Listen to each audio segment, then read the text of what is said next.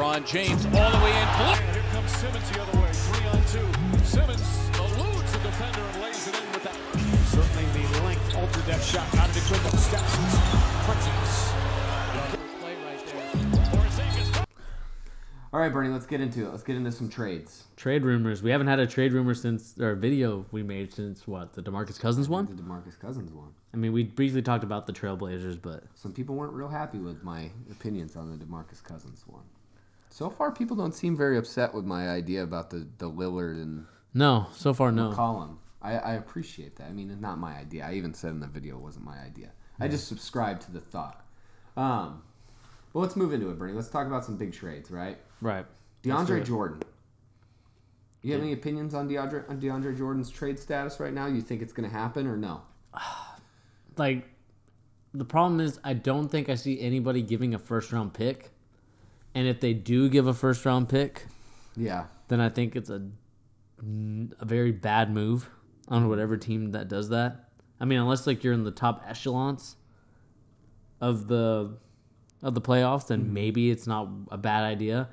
But like, I think Jordan's a really good player, but I think I agree with many GMs and what they've been saying is that he's not a player that'll get you over the hump.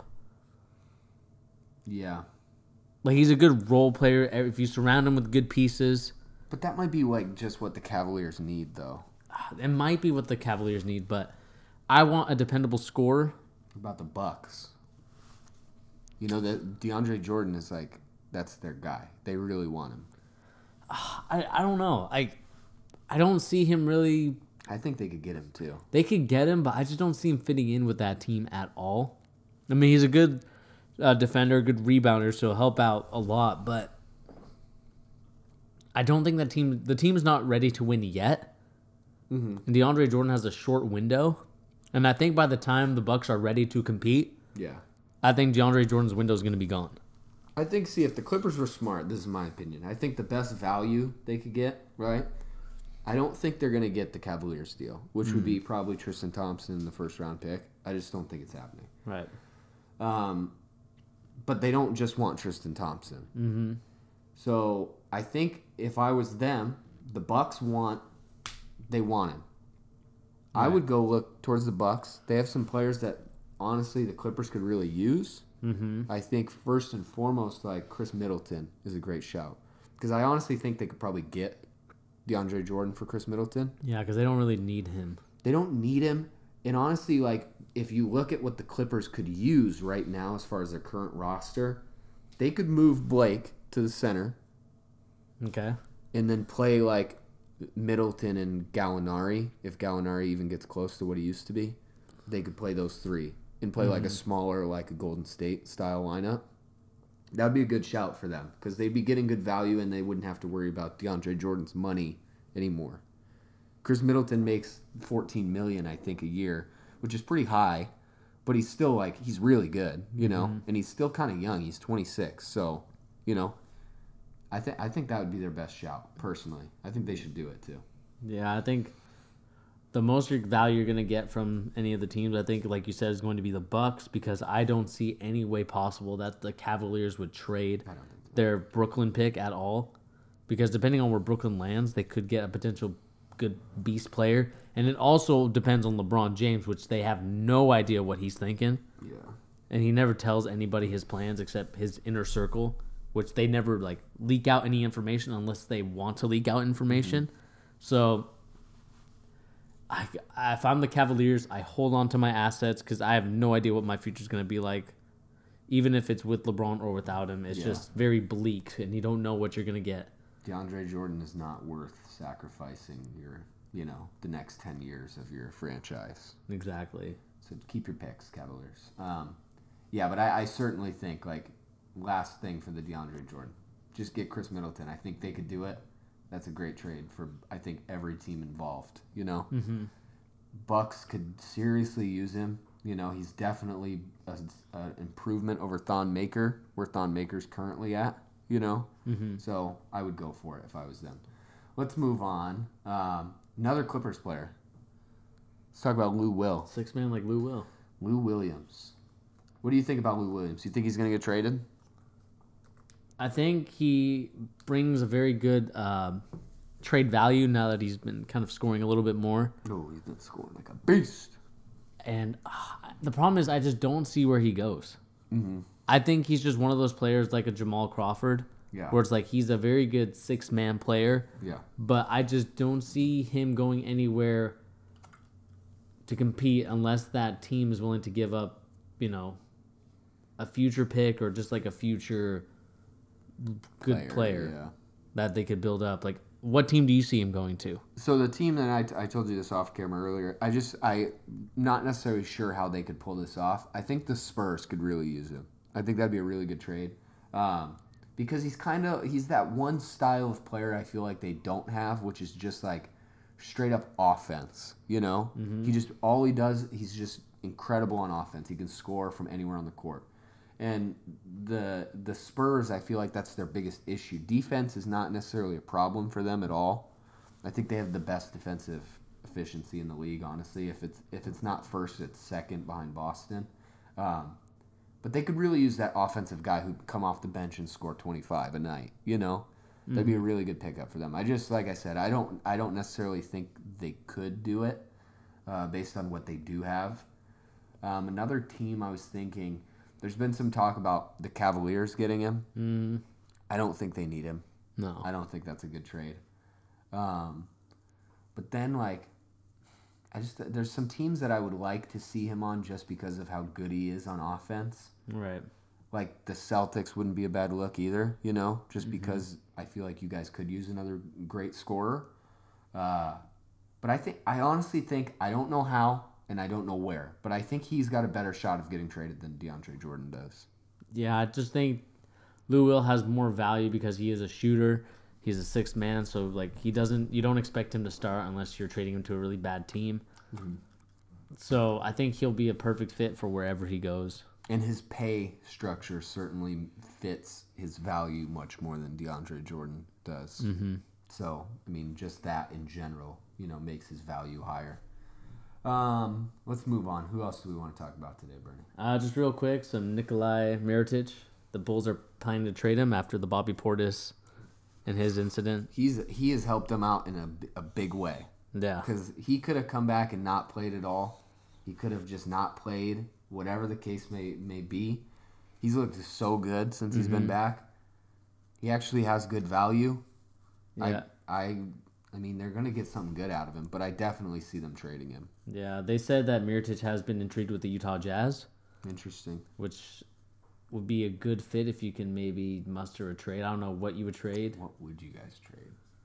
I don't think the Utah Jazz really have anybody that... I'm trying to think of who meets the value and who they're getting rid of. Like Favors is going. Favors, you could trade Favors because he's in a contract year, and how much is he making? 12. 12 mil? Would he be a little too good to trade for Mirotic, though? Depending on what you need from this team. You already have a player like Rudy Gobert. There's some players that are good, they have power forward and small forward. And I think Derek Favors he's good. Yeah. But I don't think he's obviously leaving too. So yeah. So it's you might as well just get something for him. Another player I could probably see them trade is also Alec Burks. Burks, yeah. Because he's also been on the trade block and he's not getting a lot of minutes compared to the other guys. And he's good. And he's a good player too. I think he's just not in the right system, and I'm sure a team will find him and use him in the right system. But I think that's really it. Derek Favors maybe for Mirotic, because Mirotic is more of a stretch big. So you could really space the floor and have only one true big center that plays down low, and Rudy Gobert. But certainly agree with you. Let's move on to the Los Angeles Lakers. We just talked about them quite a bit. But I think, in my opinion, they're clearly going to be the biggest movers. Mm-hmm. A lot of players are playing like they know they're going to get traded. I think everybody knows they're going to get traded too. Two guys mostly. Mm-hmm. Clarkson, Julius Randle. Those guys are going somewhere, Yeah. But the crazy one to me is Luol Deng. His contract is so nutty that I feel like they're going to have to give away one of those two guys. If they ever want to get rid of Luau Deng, they're going to literally have to give away Clarkson or Randall for nothing, you know? So it depends on how much they really, really want to get rid of Deng. Yeah. I think they're going to do it. I think they're going to get rid of Julius Randle and Deng. Even though Randall isn't, like, his value doesn't necessarily offset that crazy contract for... doesn't necessarily offset the contract of Deng. Yeah. I do think there's going to be teams who'd be willing to do that based on his play this season. Mm-hmm. They also it says Larry Nance is available too. Yeah. He'd be the third most important out of those three guys, though. Yeah. I mean, it wouldn't be a bad trade getting rid of one of those guys. I mean, you're already clustered, like, in terms of your point guard. You already have a future with Lonzo, even though we've talked about it a little bit. You're also solid with Kyle Kuzma. Yeah. Power forward, small forward. Or the four, whatever you want to play him out. Yeah, I mean, there's a lot of places that have been filled, and of course, these guys are just expendable in terms of you don't really need them on your team, but they're nice to have, and hopefully you can get something good out of it. But we'll see. Another player that I'm kind of want to talk to you about, and that's been kind of someone's been making headlines about, is the possibility of Charlotte trading away Kemba Walker to the Knicks. I would be so fucking excited. Excuse my bad word. I would be so excited with that trade. I love Kemba Walker. I think he's one of the most underrated players in the league. I don't know if we've ever talked about that before. He fits what the Knicks need so greatly, you know, because we have Frankie Boy, right? And I really like Frank. Frank, and I'm going to give you a hot take too, and I don't necessarily know how much of a hot take this is because I think it's true, and I think a lot of people know this is true. Frank Ntilikina is a top 3 point guard defender in the league already. It's probably like Chris Paul, right? Is one of the top 3. Yeah. And then who would be the other one? I'm trying to think. Like Patrick Beverley? Patrick Beverley, probably, right? He's healthy. I'm just thinking when he's healthy. But let's say, Frank is clearly in the top 5, in my opinion. He's so good. I mean, he makes everybody, even like the best players in the league, he makes them work. You know, like Kyrie Irving when they just recently played, he was making him work. And I thought that was really important to see. So we have Frank, but he's still so young, so we could use another point guard. And as much as I like what Jarrett Jack has done for the team, he's clearly not the answer, you know? He's like 33 or 34 years old. Maybe I might be overstating his age. But yeah, if the Knicks could muster up a trade to get Kemba Walker, I'd love it. But what if one of the things you had to give up, though, was Frank Ntilikina? Because that's what this Washington Post article is saying, is that, like, you'd have to give up Ntilikina, probably Joakim Noah for his contract. Oh, I'd love that. See, I'd be sad to see Frank go, but if we could get rid of Joakim Noah's contract and add Kemba Walker, I'd be willing to sacrifice Frank for that. Because let's be honest, like Frank is good, but he has a lot of work to be done.